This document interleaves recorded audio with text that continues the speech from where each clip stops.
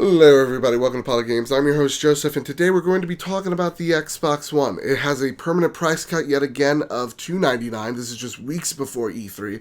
This is great news for anybody who wants to buy it, but also this is in light of Sony's financial reports that suggest that they have sold over 40 million units of their PlayStation 4, and they're going to sell over 20 more million units by the end of the next financial year.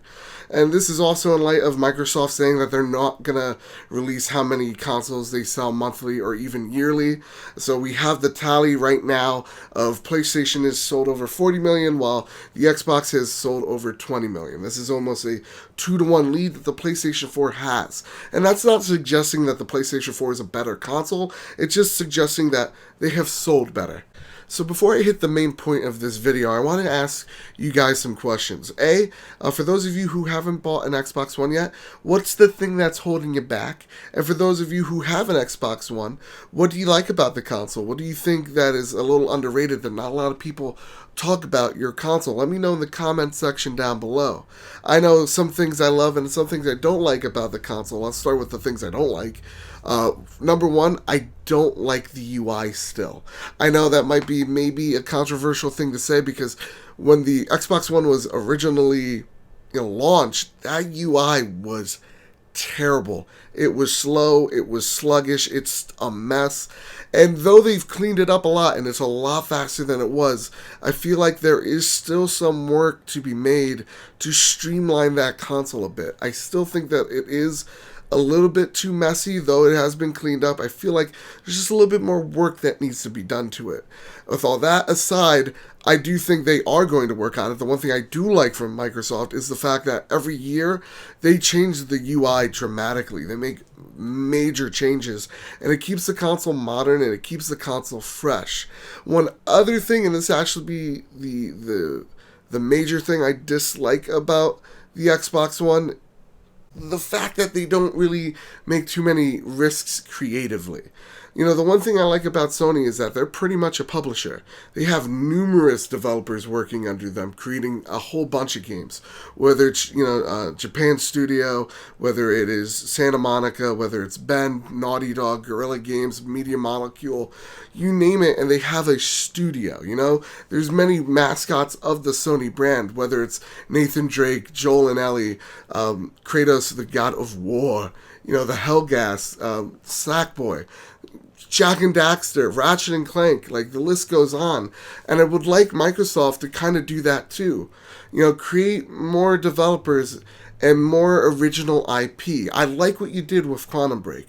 I love Sunset Overdrive. I think it's a great game. Do more of that. Take more creative risks. And maybe, games like Sunset Overdrive might not sell the most, but it proves that you're trying, that you're thinking out of the box, and that's what we really want from you to do, is to kind of think out of the box. Now, here's the one major thing I love about Xbox One, and it has nothing to do with the games, it has nothing to do with the internals of the box, but actually who's leading the ship, and that's Phil Spencer. In Phil, we trust. Like the Xbox we knew 3 years ago and the Xbox we know now, though they're the same box, so the internals are the same for the most part, they're two totally different consoles. When Don Mattrick was the head of the Xbox division, he made the Xbox One look like this villain of the gaming industry. He seemed out of touch, and he made the Xbox division, seem out of touch. With all the DRM and all that family share nonsense, the poor marketing of that console, God, I feel so bad. It was awful. And it vilified the console. Then when Phil Spencer came in, it was like a sinking ship. He plugged all the holes in it, got all the water out, and now it's sailing perfectly fine. It might not be doing gangbusters, but it's still selling well. I remember looking back 3 years ago and thinking, wow, will there even be an Xbox division in a few years? And Phil Spencer has definitely changed that mindset. Now when I look at the Xbox One, I think of Phil Spencer. I don't think of the mess that was 3 years ago. He has done that great of a job. I love when he reaches out across the aisle and congratulates Sony on making a great game like Uncharted or Bloodborne.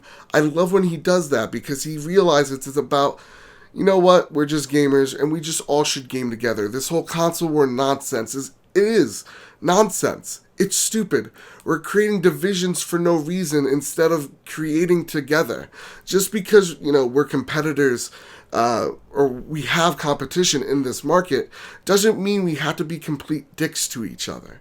That's what I love about it. He has that good sportsman mentality of even if he falls or if he stumbles, he just gets back up, shakes it off, and keeps on going.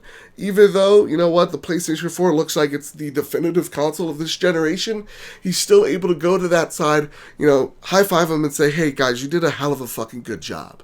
That's what I love about Phil Spencer. That's what I love about the Xbox One, and I can't wait to see what the future of the Xbox division is with him leading it. I know all these things that I've complained about, the small complaints, are being fixed by Phil Spencer. I know we're going to get a better UI. I see that we're going to be getting more IPA. I look at this E3 coming, and I'm so excited to see what Microsoft has up their sleeve, because last year they made some huge noise. I can't wait to see what they're going to do this year. So with all that being said, answer those questions. If you haven't bought an Xbox, why? If you do, why do you love it? Let me know in the comments down below. Our Overwatch giveaway / review is ending on Thursday, so make sure you watch the Overwatch review, comment, subscribe, and all that jazz to be a part of it. That being said, everybody, I hope you enjoyed this video and have a great day.